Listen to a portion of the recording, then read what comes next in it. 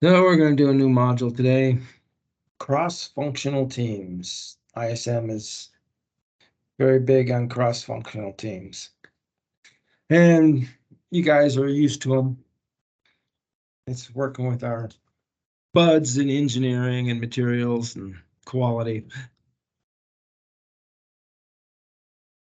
So leader participate in cross-functional or multi-function teams. I'm not really sure what a multi-function team is, but I know what a cross-functional team is.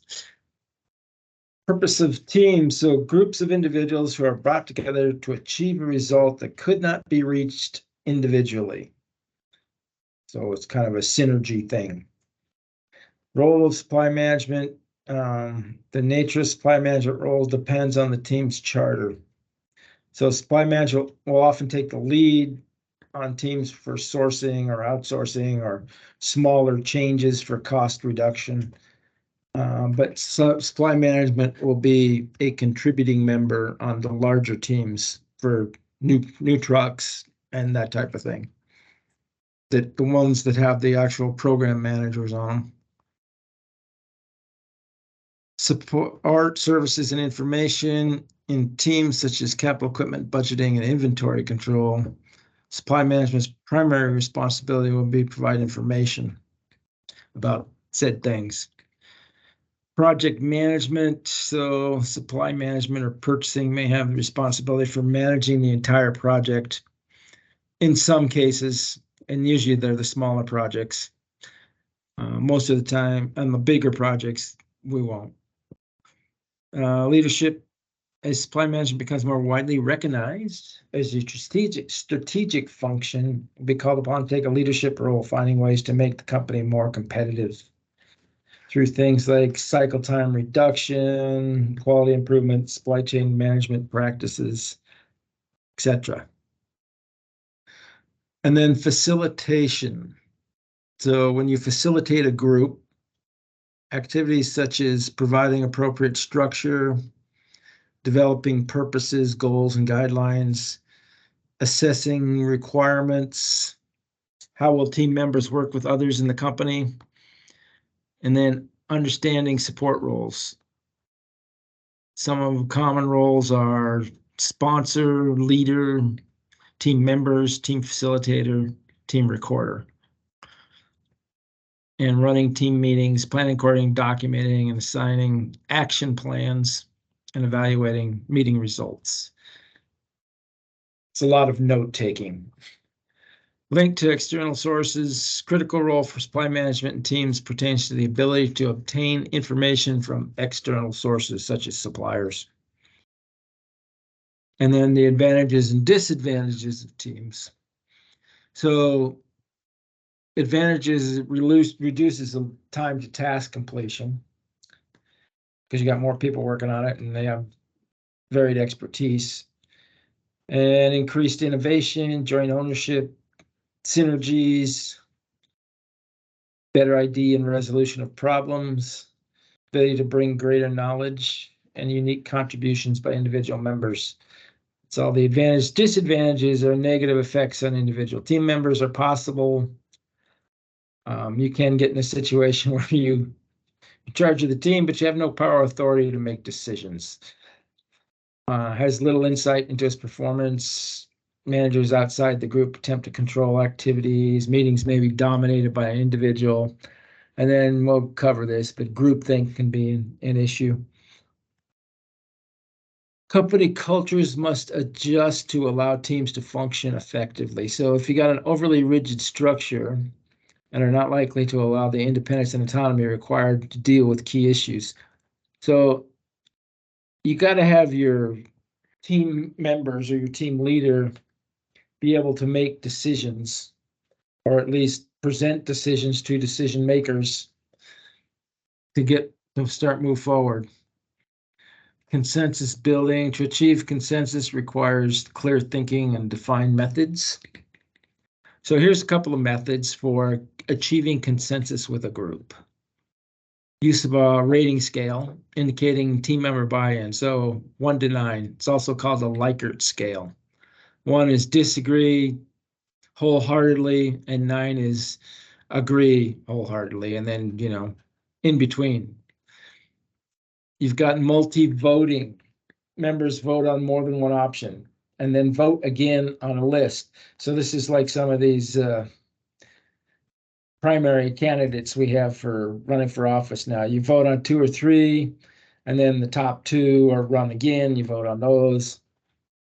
And teams should make decisions on team processes on how such consensus will be achieved when the team is forming. Time considerations. Teams may be one-time, short-term, or ongoing. Most of our stuff is one-time. One-time or short-term teams are created in part to imbue a sense of urgency. Meetings need to start on end on time, and the use of email and texting programs may be able to increase the time between meetings. And then you have ownership issues. The group should determine if the results will be presented as an individual team member contributions or as group contributions.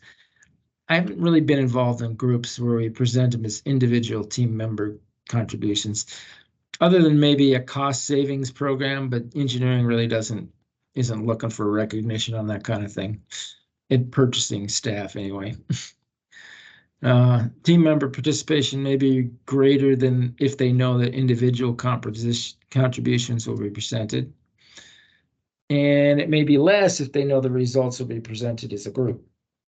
So it's giving credit to engineering, I guess, in front of the engineering management. Managing or introducing change. The team as a representation from all key areas, includes an advocate for change from each of the functions, engineering, materials, purchasing, quality. The team thus helps to spread ownership throughout the company. And groupthink arises out of a wish to minimize conflict and criticism, even when conflict would be constructive.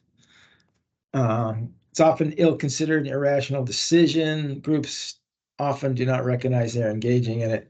So the term came from President Kennedy's inner circle. He was elected to presidency in 1960 election, so he took office in January of 1961. In April of 1961, we had what was called the Cuban Bay of Pigs invasion, where CIA sponsored a bunch of Cubans to invade Cuba and knock off Castro, but it was only like 5,000 Cubans. And then they didn't give them any air support once they landed, and they all got wiped out on the beach. And the US was trying to back away from it. It was their responsibility. But it's like, how can you have so many smart guys come up with such an idiotic decision? Well, groupthink. So synergy, a cooperative situation where two or more parts come together in a way that results in more than the sum of the parts. So teams can create new ideas and approaches that would not have been possible if left to the individual. That's synergy. And then you've got cross-cultural considerations in a multinational firm like Packard. So teams are international in membership. Additional considerations need to be made regarding culture and language. So suggestions: structure the team for establish a clear direction, ensure all stakeholders are on board. Be aware of the different cultural communication styles, like when we're talking to our Dutch buddies, very direct. Set clear norms and stick to them, and build person bonds. If you're going to do face-to-face, if you're going to be on a team for a while, it's usually best. And avoid conflict. Leaders play a role in bridging differential cultural viewpoints. Personality profiles. I can't believe that ISM recommends this, but it was from 2018. So nowadays, I mean, this is just a lawsuit waiting to happen.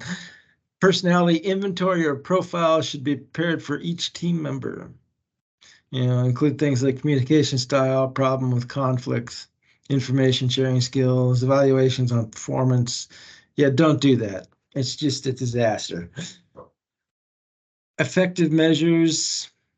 Team sponsors should help provide ideas on how to evaluate both the teams and the individuals.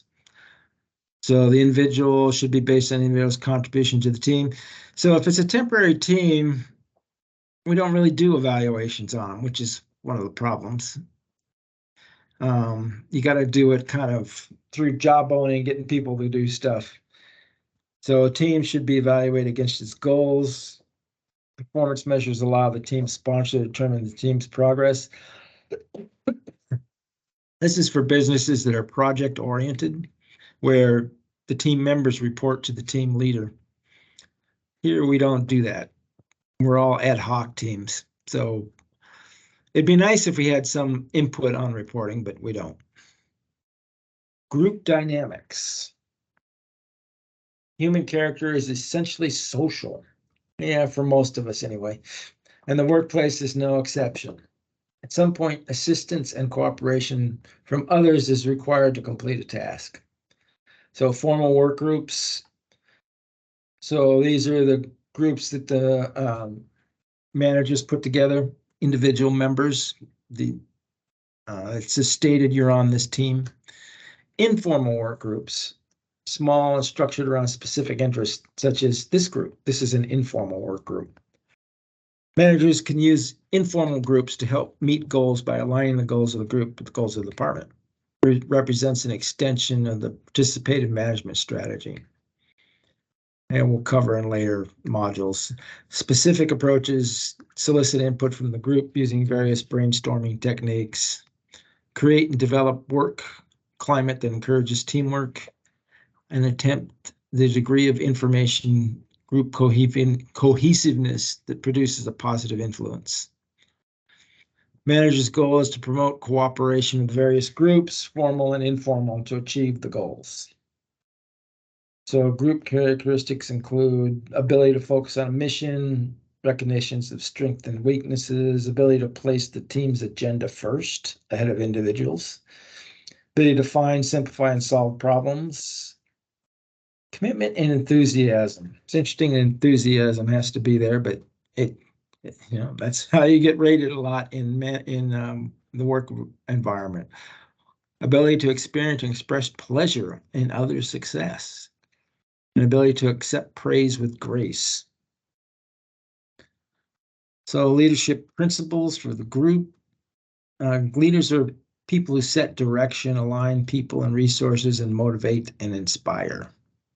So you have a lower power position. They must use skills of influence and persuasion. This is a group leader for a team, an ad hoc team.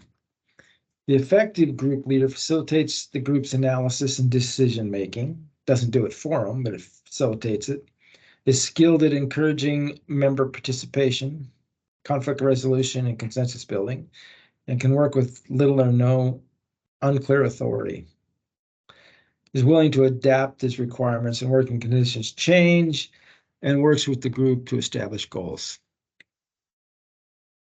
So now we're going to get into the phases of team building. Phase 1 is forming. You're identifying team members. Phase 2 is storming. Present ideas, argue, test. Phase 3 is norming. You develop the trust and you get going on your roles and responsibilities and what you're doing. And then phase 4 is where you're functioning. And then phase 5 is adjourning. So forming, storming, norming, and performing. And then adjourning. This is all the Bruce Tuckerman's 5 stages of group development. So this is old Tuckerman here. Forming, again, teams work to understand the charter. Storming, team members may challenge the goals of the team and individual agendas may come into play. And then norming is when the team efforts are devoted to channeling group resources towards the main goals. And then you've got performing, where the work is clearly focused and you craft the final project, and you can go back to storming and then back in this little do loop here, but eventually you come out to adjourning.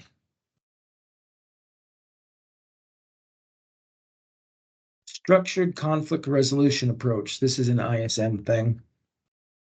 Identify causes, determine criteria, generate solutions, determine feasible solutions.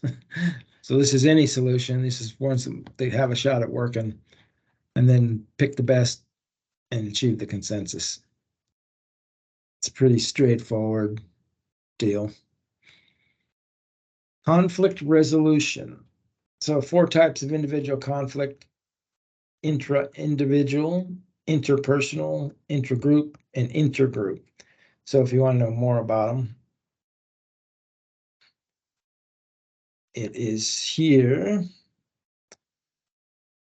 It'll kind of, it's a nice little, kind of talks about types of conflict, and then it gives you a little background on each of them. Anyway, if you're interested, I don't know that it's going to really go to much degree past the 4 types of organizational conflict. 4 types and 3 sources. So competition for scarce resources, drives for autonomy, and divergence of goals are the 3 sources of conflict. And then conflict resolution, which is basically this process here. Identify causes, determine acceptable criteria, and generate options. Determine possible solutions, and then, if necessary, use a consensus building step. So this is where we went over the Likert scale and multi-round voting, and then receive consensus. Now, Pondy is the other guy. So you'll see test questions on Tuckerman, the phases.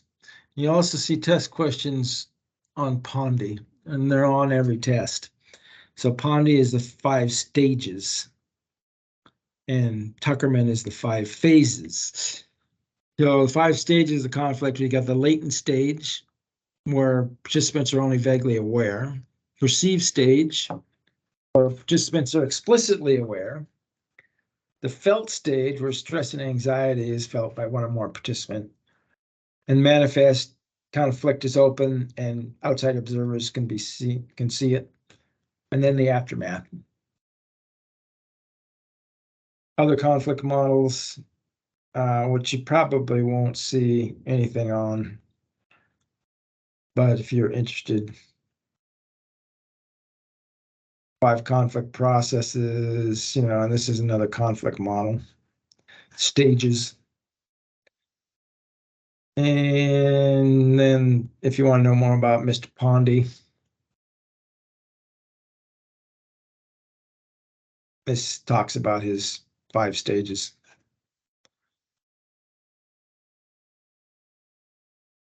That's it. Yep. All right. So the best reason for forming a cross-functional team is because it is.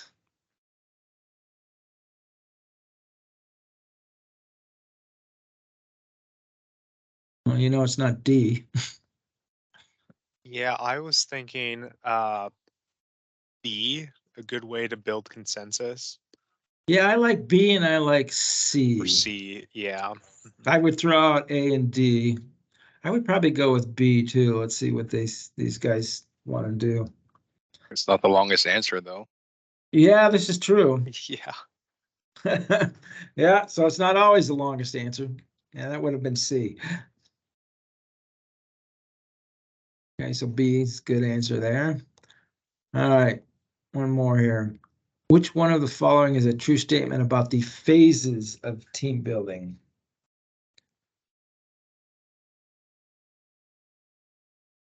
A true statement.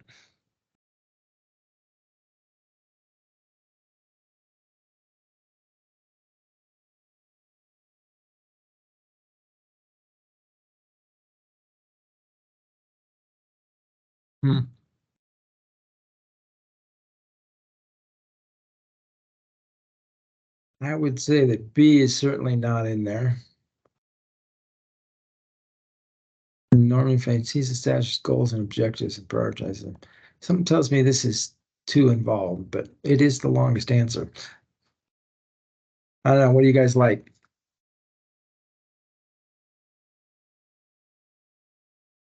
I think this is.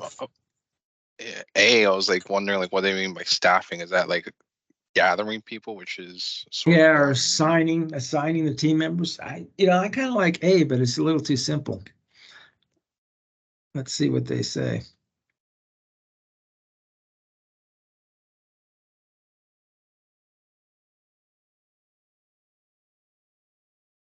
Oops, case study. C, yeah, it's the longest answer.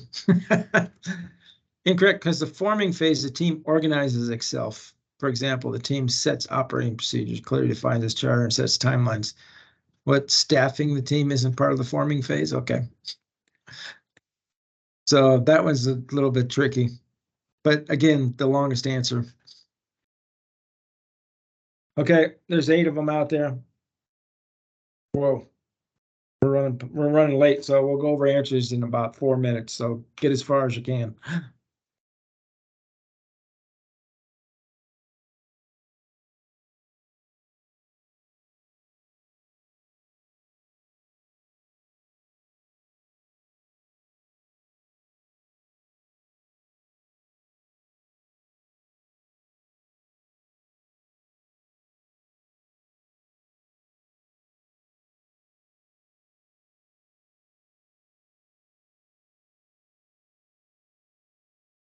No, this is not the right one.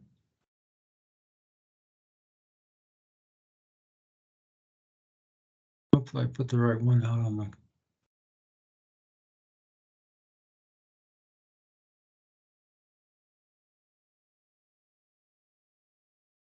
Yeah, 3B2.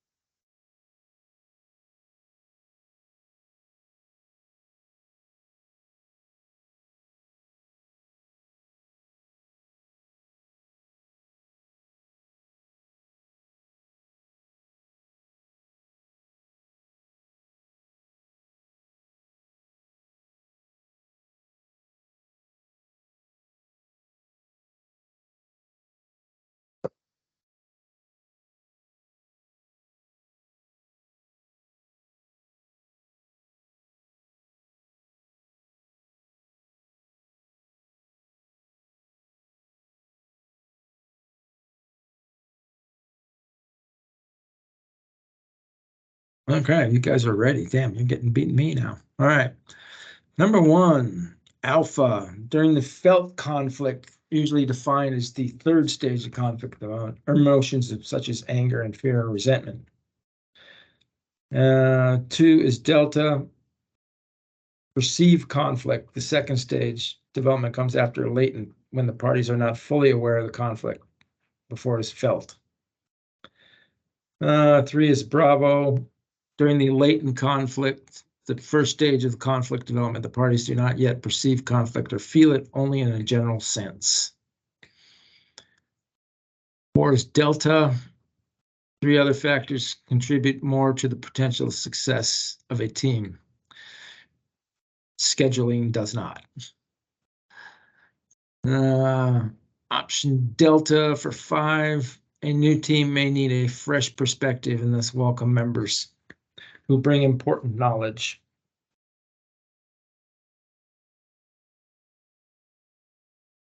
And 6, Alpha, cross-functional teams provide the forum for discussion, education, and coming to agreement.